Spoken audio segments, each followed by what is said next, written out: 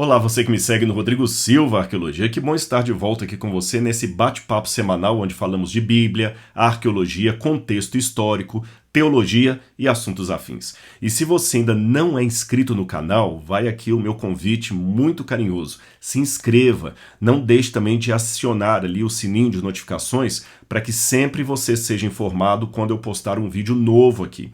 E deixando o seu comentário, divulgando, você ajuda o algoritmo do YouTube a reconhecer esse vídeo como sendo um vídeo que realmente merece ser partilhado para mais e mais pessoas com esta mensagem maravilhosa que vem da Bíblia Sagrada e sua relação com a história, tá bem? E também quero convidar você que não sabe ou não se inscreveu ainda no curso A Bíblia Comentada com Rodrigo Silva a fazer parte desse curso. Eu vou deixar o link aqui embaixo desse vídeo e você vai poder assistir ali todas as instruções, como é que você faz para fazer parte desse curso. Já são mais de 10 mil alunos que estudam a Bíblia comigo semanalmente. Nós analisamos a Bíblia livro a livro, desde o Gênesis e vou parar só no Apocalipse. Nós estudamos ali o contexto histórico das passagens, a língua original, a relação da Bíblia com outros textos não bíblicos da época, o significado teológico, hermenêutico, exegético, melhor dizendo, do texto. Enfim, é uma aula de teologia que você tem aí na sua casa, em qualquer lugar que você quiser assistir. Você pode assistir os vídeos sozinho, acompanhado, quantas vezes quiser. O vídeo está lá para você, tá bom? É uma plataforma e além dos vídeos de comentário da Bíblia, há também outros vídeos que nós colocamos ali, como por exemplo, um curso de hebraico bíblico, um curso de grego bíblico, curso sobre finanças, sobre lar e família, enfim, tem muita coisa boa para você. Então clique aqui, depois desse vídeo, você vai clicar no link e você vai acessar e eu aguardo você na próxima aula, tá bem? Com relação ao vídeo de hoje, eu gostaria de falar sobre esta descoberta arqueológica recente, muito recente, que já tem causado um frisson aí no mundo acadêmico. Eu relutei um pouco em postar um vídeo sobre ela, porque eu achei que era mais seguro fazer isto depois que os artigos acadêmicos relacionados a esta descoberta fossem publicados, devidamente publicados nas revistas indexadas, com os revisores, etc. Mas, considerando que os envolvidos no achado arqueológico que eu vou descrever acabaram chamando uma coletiva de imprensa, convocaram uma coletiva de imprensa no Texas e anunciaram de primeira mão a descoberta, eu sei que mais cedo ou mais tarde muita gente vai começar a perguntar isso por aí. Eu não me lembro de ter visto ainda nos jornais do Brasil sobre essa descoberta. E eu não passei informação para jornalista nenhum, tá certo? Porque, como eu falei, eu estou aguardando ainda a publicação oficial. Porém, como muitos já estão vendo aí, os que leem inglês, já saiu em alguns jornais de Israel, eu achei por bem partilhar com vocês aqui. Embora, conversando com um amigo meu que está fazendo o seu doutorado nos Estados Unidos, nós concluímos que pode ser um tiro no pé fazer esta coletiva de imprensa anunciando o achado antes que os artigos acadêmicos tenham sido publicados. Então, o que eu vou colocar para vocês aqui sobre esse achado, eu já vou dizer o seguinte: eu estou entusiasmado com os resultados dele, mas estou cauteloso. Por que entusiasmado? Porque se esse achado que eu vou divulgar para vocês agora se confirmar como real, como autêntico, então realmente nós temos aqui uma descoberta arqueológica dentro da arqueologia bíblica em pé de igualdade, se não maior do que os famosos achados dos manuscritos do Mar Morto. Porque hoje, se você conversar com qualquer pessoa que lida com arqueologia bíblica e perguntar assim, qual que é o maior achado da história da arqueologia bíblica, eu acho que a maioria absoluta vai responder que foram os achados de Qumran, dos manuscritos do Mar Morto, que ajudaram não apenas a legitimar a permanência textual da Bíblia, a preservação textual da Bíblia, mas muitos contextos do judaísmo do segundo século que existiu até mesmo antes do nascimento de Jesus. Então tem coisas muito importantes. O achado de Qumran, até hoje, ele ainda suscita debates, artigos, livros, comentários. Recentemente eu postei um vídeo aí falando do último achado, na última descoberta relacionada aos manuscritos do Mar Morto. E pode ser que em poucos dias outros achados também sejam divulgados, tá bem? Com relação a esse achado que eu vou mencionar para vocês agora, ele aconteceu no Monte Ebal, em Israel. Eu já estou sabendo dele há semanas. Há várias semanas eu estou sabendo dele, mas eu segurei de dar informação até agora e estou dando, mas com precaução. Eu vou falar com vocês o que significa esse achado e qual a importância dele para a Bíblia. Deixe-me primeiro falar o que é o Monte Ebal na Bíblia. Se você olhar na Bíblia, quando ela vai falar da história do povo de Israel ali durante os 40 anos de peregrinação pelo deserto rumo à Terra Prometida, você vai no livro de Deuteronômio e você vê uma situação em que Moisés deu uma ordem especial para o povo. Olha o seguinte, você depois pode ler na sua casa aí com calma, isso está em Deuteronômio capítulo 27, quando Moisés faz uma promulgação solene da lei de Deus. É uma reafirmação do pacto, da aliança de Deus e do povo com Deus. Aí quando você vai a partir do verso 11, diz assim, olha, maldições do Monte Ebal. Aí começa assim a Bíblia. Naquele dia, Moisés deu ordem ao povo dizendo, quando vocês tiverem passado o Jordão, porque eles ainda estavam do outro lado, quando vocês tiverem passado o Jordão, estas tribos devem se colocar sobre o monte Gerizim para abençoar o povo. Simeão, Levi, Judá, Issacar, José e Benjamim. E estas tribos estarão sobre o monte Ebal para amaldiçoar o povo. Seriam Ruben, Gad, Aser, Zebulun, Dan e Naftali. Os levitas testificarão a todo o povo de Israel, em alta voz dirão, maldito o homem que fizer imagem de escultura ou de fundição, abominável ao Senhor, obra de artífice, e a puser em lugar oculto. E todo o povo responderá, amém. Aí os levitas continuam, maldito aquele que desprezar o seu pai ou sua mãe, e o povo dirá, amém. Maldito aquele que mudar os marcos de divisa do seu próximo, e o povo dirá amém. Maldito aquele que disser, que fizer o cego errar o caminho, e o povo dirá amém. Há uma lista de maldições aqui, eu vou explicar para vocês o porquê, qual o significado legal de tudo isso. Geralmente os tratados, como nós temos, por exemplo, paralelos com os tratados hititas, sumerianos, mesopotâmicos, até egípcios também, havia uma ideia de você ter ali estabelecido no acordo bênçãos e maldições. Bênçãos se a pessoa acordada ali cumprir a parte dela no pacto e maldição se um dos dois quebrar a parte no pacto. Então, seguindo esse costume legal do Antigo Oriente Próximo, Deus falou com os hebreus que quando eles ocupassem a Terra da Promessa, depois que atravessassem o Rio Jordão, uma parte das tribos ficaria sobre o monte Gerizim, a outra parte ficaria sobre o monte Ebal. As que estavam no monte Gerizim iriam pronunciar as bênçãos do pacto, e as que estavam no monte Ebal iam pronunciar as maldições do pacto. Aquilo ia ecoar pelo vale.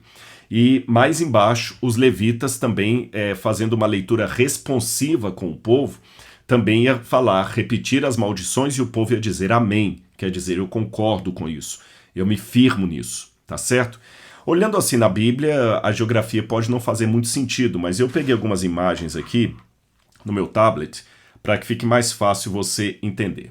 Aqui é uma foto de satélite de Israel, e você tem aqui então, aqui nessa parte, desculpe que a luz está pegando aqui em cima, mas eu creio que dá para vocês verem. Aqui seria o mar Mediterrâneo, e aqui você tinha o monte Ebal e o monte Gerizim. Está espelhado, mas dá para vocês verem. Entre os dois montes existe um vale. Essa foto aqui é dessas fotos de satélite do Google Earth. Então ele mostra o relevo do país como é mesmo. Eu vou pegar agora e vou ampliar para você aqui essa parte entre o monte Ebal e o monte Gerizim para você ver o vale que há entre elas. Está aqui, ó. Aqui dá para você ver melhor, olha. Você tem o monte Ebal de um lado, você tem o monte Gerizim do outro e tem um vale entre eles, tá vendo? Então quando a gente pega, eu gosto desse tipo de ilustração, que quando você pega a geografia da Bíblia, o texto começa a fazer muito mais sentido pra gente. Agora que você vê isso aqui, aí você entende, né? Algumas tribos sobre o monte Ebal, outras sobre o monte Gerizim, perdão, entre o monte Gerizim, outras sobre o monte Ebal, e os levitas aqui no vale. Então todo o processo ali fica muito claro para a gente poder entender.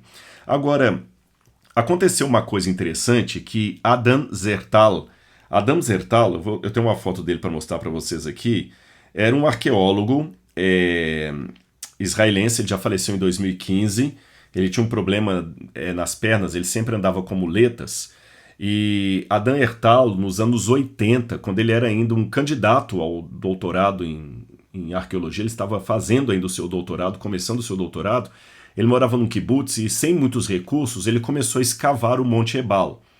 Um detalhe curioso, apesar de ser um israelense e arqueólogo, o Dr. Zertal, ele era muito cético em relação à historicidade da Bíblia. E ele estava fazendo o doutorado dele também com outros professores céticos. Ele não acreditava na história da Bíblia. Não era alguém que foi escavar já com uma posição tendenciosa. Não, ele era cético. Ele não acreditava na historicidade da Bíblia. E ele começou a escavar o Monte Ebal ali, e ele descobriu no Monte Ebal uma estrutura fenomenal de pedras que você está vendo aqui, olha. Eu sei que parece para você apenas um amontoado de pedras, mas quando ele escavou, ele viu que essas pedras estavam todas muito bem colocadas ali há milênios, e elas tinham um reboco nelas, como se elas tivessem sido assim protegidas. Eu vou mostrar uma foto aérea da estrutura de pedras dele, tá bem? E essa estrutura de pedras revelou ser um altar. Tudo indica que havia ali um altar de pedras muito antigo, da época do bronze, estou falando antes de 1200 a.C., da época do bronze, e esse altar foi depois preservado e até rebocado, assim, eles colocaram um reboque ali, um plaster, né, em cima dele, para ele poder ficar preservado no período da monarquia de Israel. Então era um monumento histórico importante. Agora, que monumento histórico seria esse, em forma de altar, no topo do Monte Ebal, cujas fundações, cujos alicerces, datavam da época do bronze, do período final do bronze? Olha, só pode ser o altar de Josué, aquele altar que Moisés falou. Quando vocês atravessarem o Jordão, vocês vão... Quase que eu falei o Rio Nilo. Quando vocês atravessarem o Jordão, vocês vão subir lá no Monte Ebal e vão pronunciar as maldições. Esse, na opinião de Zertal, era o altar original da época de Josué, que ele fez de acordo com as ordens de Moisés. Aqui eu tenho um desenho de como é que esse altar seria originalmente, tá bom? Curioso que o Adam Zertal, ele era crítico, como eu falei, da Bíblia, não acreditava na historicidade da Bíblia, mas essa descoberta o fez mudar de posicionamento. Ele morreu em 2015, como eu falei, acreditando que muitas partes da Bíblia, ao contrário do que ele pensava anteriormente, eram sim partes históricas, tinham um fundamento histórico e arqueológico para aquilo. Aí aconteceu que, quando eles escavaram lá, por questões políticas e financeiras e outros detalhes aqui que não compensa mencionar aqui agora, esse altar ficou meio abandonado. Ninguém deu muita bola para ele. Ele ficou quase 30 anos ali, abandonado, escavado. E quando a gente escava em arqueologia, você tira muito entulho de material e você acaba fazendo um peneiramento daquilo e colocando do lado, sabe, o refúgio. Só que tinha muito entulho do que ele escavou em redor ali, mas apenas uns 10% da área foi escavada.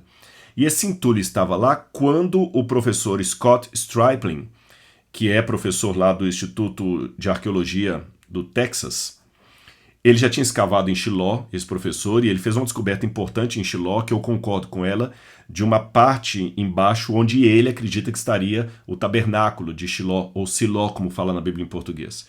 E agora ele foi escavar lá no Monte Ebal. Só que o que ele fez para escavar? O professor Stripling, ele usou uma técnica que foi criada por Gabriel Barkay. Gabriel Barkay, deixa eu falar com vocês quem foi esse arqueólogo. Ele está vivo ainda. Ele já aposentou, mas ele fez em 1979 uma descoberta incrível ali no Vale do Rinom. Numa tumba, ele encontrou um amuleto de prata todo enrolado.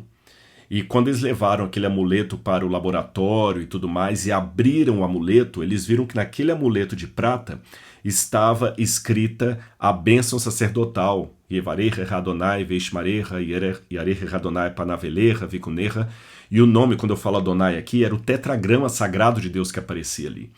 Esse é o mais antigo texto bíblico que nós temos uma cópia dele. Ele é muito anterior aos manuscritos do Mar Morto. E quando Gabriel Barkay encontrou esse amuleto de prata, foi curioso porque o pessoal que ensinava a alta crítica, duvidando da historicidade do texto bíblico, acreditavam que o nome de Deus em hebraico, que alguns falam Yahweh, é o tetragrama sagrado, só teria sido composto mais ou menos ali um pouco antes ou durante o período do cativeiro da Babilônia. Só que esse amuleto de prata mostrava que o nome de Deus já era conhecido muito antes disso. 100 anos, pelo menos, antes disso. E deu uma quebrada nos críticos da Bíblia. Depois o professor Gabriel Barkay, ele desenvolveu uma técnica muito curiosa de arqueologia. Eu participei dessa técnica dele lá em Israel, quando nós escavamos ali perto do Monte Scopus, porque uma reforma clandestina foi feita pelos árabes no Monte do Templo, onde está o Domo da Rocha e a Mesquita de Al-Aqsa. E eles tiraram assim muitos caminhões de entulho dali do Templo Monte, onde no passado ficaram o Templo de Herodes e o Templo de Salomão. Nós não podemos escavar o Templo Monte, mas já que aqueles entulhos foram tirados de lá pelos próprios árabes, o professor Gabriel Barkay desenvolveu uma técnica de peneiramento do entulho seco. É uma técnica que não tinha desse jeito na arqueologia. Ele foi pioneiro. A gente sempre peneirou na arqueologia, mas não desse jeito, de pegar um entulho e passar ali, depois você joga água para ver se não tem algumas coisas pequenas. E eu participei lá junto com os alunos que fizeram um curso quando eu estava com o pessoal do Instituto Moriá, lá de Israel. Foi uma experiência muito agradável. Eu me lembrava até daquele salmo que dizia o Senhor terá misericórdia de Sião, porque aqueles que amam Sião têm piedade até da poeira de Sião. Né? E eu estava ali tendo piedade da poeira de Sião. E a gente tem que prestar atenção porque às vezes você encontra uma coisa minúscula. Se eu tivesse lembrado, eu ia trazer um selo aqui para mostrar para vocês. Às vezes é um negocinho desse tamanho. E ali, ao fazer o peneiramento agora, em dezembro, eles descobriram no meio do peneiramento ali, um fragmento de 2 centímetros, do tamanho de um selo de carta, onde tinha um provável sinal hebraico, ou paleo-hebraico. Esse aqui é o professor Stripling fazendo o anúncio, quando ele fez a convocação dos repórteres lá no Texas. E aqui está o tamanho do selo que eles encontraram. Tá vendo? Olha aqui na mão do sujeito. É bem pequeno. 2 centímetros quadrados. 2 centímetros de cada área aqui. Muito pequenininho. Então você tem que ter um olho de lince para perceber isso ali no meio dos escombros. Eu lembro uma vez que eu estava escavando em Shahar Golan e eu descobri no meio dos escombros ali uma estatueta neolítica. Eu só achei a cabeça dela, mas era um negocinho desse tamanho. Mas quase que foi embora como refúgio. É muito fácil, com a sujeira, você perder aquilo ali. E quando eles pegaram esse pedaço de selo e ampliaram aqui, olha, eles perceberam que tem, não sei se dá para vocês verem aqui, olha, tem um desenho aqui, parece que é um homenzinho, daqui a pouco eu vou mostrar qual que é esse desenho, tá bom? Esse desenho provavelmente é a letra Rei, no proto-alfabético hebraico. E aqui tem uma outra foto mais definida, tá vendo um homenzinho aí, ó? E quando eles levaram isso num scan de altíssima tecnologia, eles descobriram que ali estava uma inscrição paleo-hebraica, provavelmente produzida em torno do ano 1200 a.C., um pouquinho a mais, um pouquinho a menos. 1200 é o ano que marca a transposição, a trajetória, a transição entre o período do bronze e o período do ferro. Encontrar coisas do período do bronze, especialmente inscrições, é muito raro.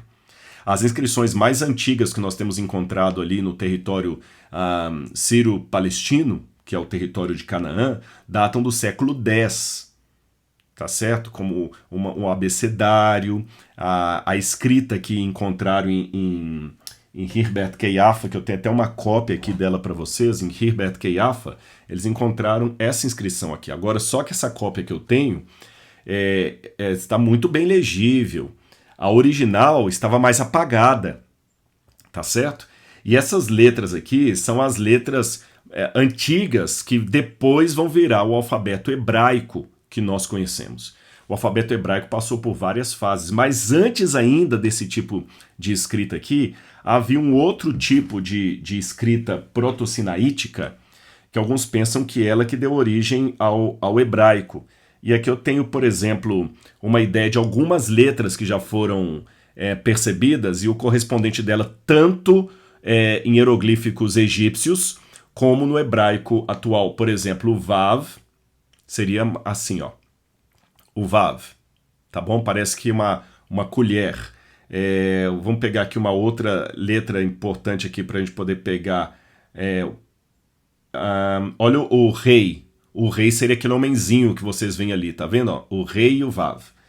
Aí eles chamaram a coletiva de imprensa e anunciaram que quando eles levaram num scanner de alta tecnologia e pegaram aquela inscrição, a submeteram a alguns epigrafistas. Um deles é o professor Gerson Galil, da Universidade de Haifa. Ele é muito respeitado. E Gerson Galil me chama atenção porque a Universidade de Haifa ela é uma universidade mais cética em relação à historicidade bíblica. Ela é um pouco mais cética. E o professor Gerson Galil, ele fez essa tradução ali do que estava escrito naquele texto. Aqui está em inglês, olha. Tá vendo aqui, ó? A leitura seria o seguinte: maldito, maldito, maldito. Maldito pelo Senhor Yahweh.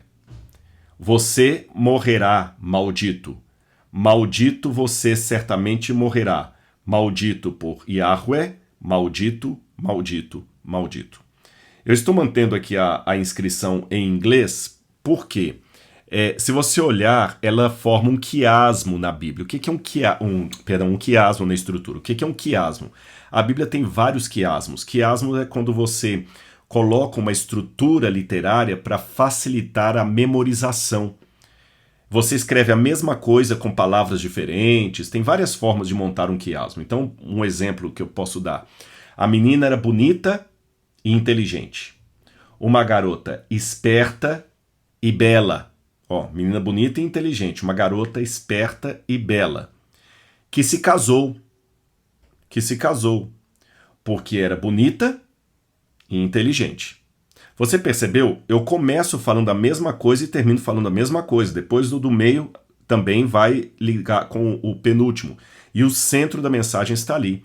Um exemplo de estrutura quiástica que você tem na Bíblia é aquele texto de Isaías, quando ele fala o seguinte: os meus pensamentos não são os vossos pensamentos, diz o Senhor. Porque assim como os céus são mais altos do que a terra, assim são os meus pensamentos mais altos que os vossos pensamentos. Quer dizer, ele começa e termina do mesmo jeito. Depois você lê com calma esse texto da Bíblia, né? Aliás, até eu esqueci de uma parte. Ele fala assim, ó: porque os meus caminhos não são os vossos caminhos, diz o Senhor, nem os meus pensamentos os vossos pensamentos. Porque assim como os céus são mais altos do que a terra, assim são os meus pensamentos mais altos que os vossos pensamentos e os meus caminhos mais altos que os vossos caminhos. Ele começa com caminho, termina com caminho, fala de pensamento, termina de pensamento, e no meio ele fala, assim como os céus são mais altos que a terra. Essa estrutura também parece estar aqui, porque ele começa 3 vezes repetindo a palavra maldito, maldito, maldito, e no final ele repete 3 vezes maldito, maldito, maldito. Desculpe que está espelhado, eu ainda não estou com aquela tecnologia de fazer edição do vídeo para aparecer, mas em breve a gente vai conseguir isso aí, tá bom? Eu espero que o conteúdo consiga suplantar a carência editorial de alguns vídeos que eu faço aqui. E aqui no segundo fala, você morrerá, maldito. Maldito você certamente morrerá. Você viu que repete a mesma ideia. Maldito por Deus, maldito por Deus, maldito, maldito, maldito. Então é uma estrutura quiástica. Olha, pessoal, se isto aqui estiver certo, se essa comprovação se confirmar, isso vai ser fantástico. Eu vou falar com vocês por quê. Letra A. O nome de Yahweh, que eles até, a única parte que ele mostrou aqui na foto foi como é que eles acharam o nome de Yahweh ali, tá vendo? Olha.